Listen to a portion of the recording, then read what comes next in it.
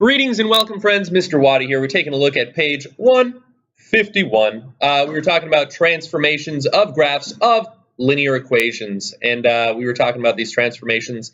This was kind of like part 2 of the homework assignment. We got into the meat of it, and this is good. Here we go. So it says, use the graphs of f and h to describe the transformation from the graph of f to the graph of h.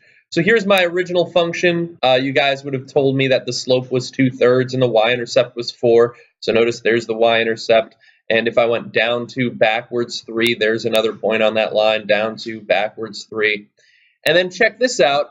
If I define h of x as being the opposite of this entire function, that means the outputs of that function have all been opposited, or the y coordinates of that function have been opposited, it flips the graph over the x-axis. So if any positive y-coordinate now is a negative y-coordinate. Any negative y-coordinate, all right, was now a positive y-coordinate.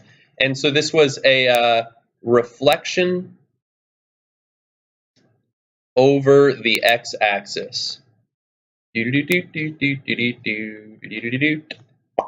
we go. Let's see. Let's take a look at this one. Oh, what's going on here, friends? So here I've got a function. I might have thought of that function as f of x equals negative x minus 5. I think it's weird to write the x on the back end of it. And then if I cared, but it's always good to practice because it's on our test next class. The slope is -1. There's a little invisible 1 hiding there. My y-intercept, the intercept, is -5. When it's written in this form, you might have accidentally called this the slope and, I don't know, something else the y-intercept. But if I define a function h of x such that it is f of negative x, or the opposite of x, that means the x-coordinates of all of my points have been opposited, and it will be a reflection over the y-axis. Right? So any point, that had a positive x-coordinate, right? So if it was over here, is now going to have a negative x-coordinate. Any point that had a negative x-coordinate would now have a positive x-coordinate, something like that. All right, so that's how that behaves. Let's keep going to the more interesting problems. 23, use the graphs of f and h to describe the transformation from the graph of f to the graph of h. Now, this is where things got a little bit more interesting. All right. Now, I'm multiplying the x, the input, by 3. So this is going to be a horizontal transformation. Horizontal transformation. These multiplication results in stretches or smooshes. And horizontally speaking, multiplying by a number that is bigger than 1 results in a horizontal smoosh, or a shrink, by a factor of 1/3. Okay, so I take that and I reciprocate it. Essentially, is what happens, and it smooshes it by a factor of 1/3. Good stuff. Good stuff. All right. If the 3 was on the outside, then it would have been a vertical stretch by a factor of 3. So vertical stretches and smooshes are a little bit easier. Let's see. Write a function g in terms of f so that the statement is true. Okay, so the graph g is a vertical stretch by a factor of 4 of the graph f. So g of x is going to relate to f of x. A vertical stretch means I'd multiply the outputs of the function f by 4, not the inputs. So the 4 is on the outside of the function, outside of the parentheses. That's what we end up doing, and that's your vertical stretch. Wow, these problems are going quick. I like this. I like this.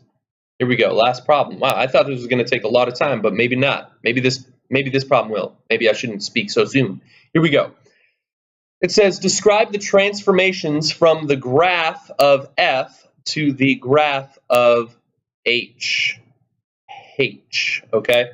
So this one's going to be a little bit trickier. So the original function, f of x, has a slope of 1, because the 1 in front of the x. Anyone know what the y-intercept of that graph is? Well, there's the colon here, so the function was done being written right there. That's the next function there.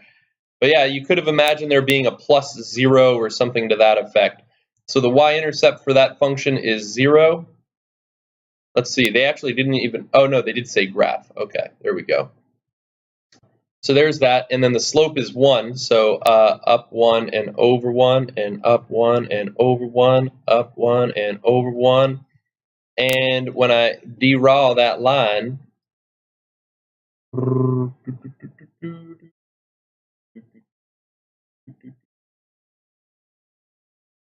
let's see, I think that's close enough. So there's our line of the original function. Now it says graph H. So okay. Now theoretically I could have attempted this by doing transformations. I wonder if they wanted us to graph it that way, and then yeah, let's try doing it by transformations and then see if it works afterwards. So the 1/3 x. So in terms of the transformations, the 1/3 x is going to be a horizontal stretch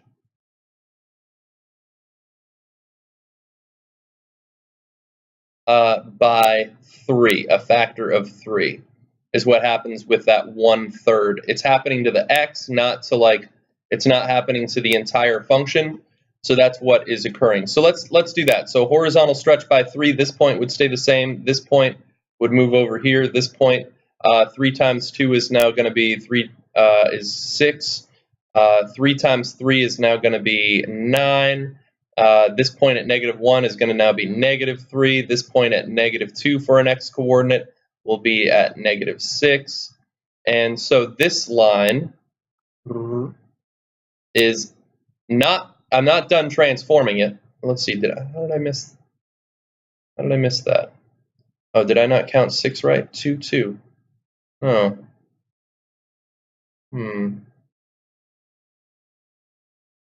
That's weird. Is my graph not, was my graph stretched or something? Down 1 over 3 down. Huh. I feel like it's not lining up right. Maybe this, okay, that point wasn't quite centered. I was just really confused why my grid wasn't hitting. So this is the horizontal stretch. Okay. And then from there, I added 1. Okay. That added 1 was not on the inside of parentheses. It's after I did the horizontal stretch. So adding 1 will be a vertical shift. Where? Up, down, left, right, and by how much? Anyone have a guess? Adding 1 afterwards will change our outputs by shifting it up 1, right? So all of these y coordinates now will be 1 higher. This y coordinate will be 1 higher. This y coordinate will be 1 higher. This one's 1 higher, 1 higher. And so let's draw that line. Come on, ruler.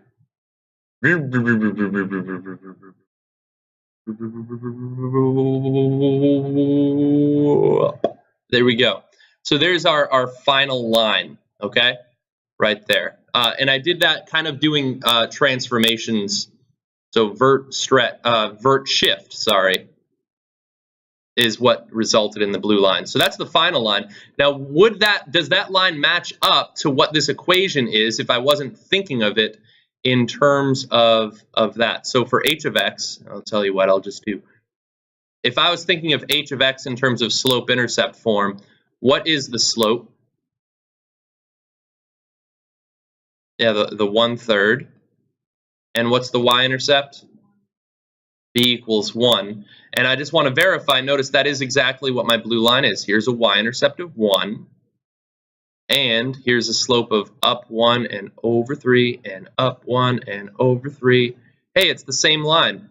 So there I was just able to graph it using slope-intercept form, but the first way I did it was graphing it using transformations. And this yellow line was just kind of like my scrap work, like my half step between them. And that's kind of how I ended up being able to do it. All right, well, thanks for watching, internet friends, and my friends in real life. Have a great day.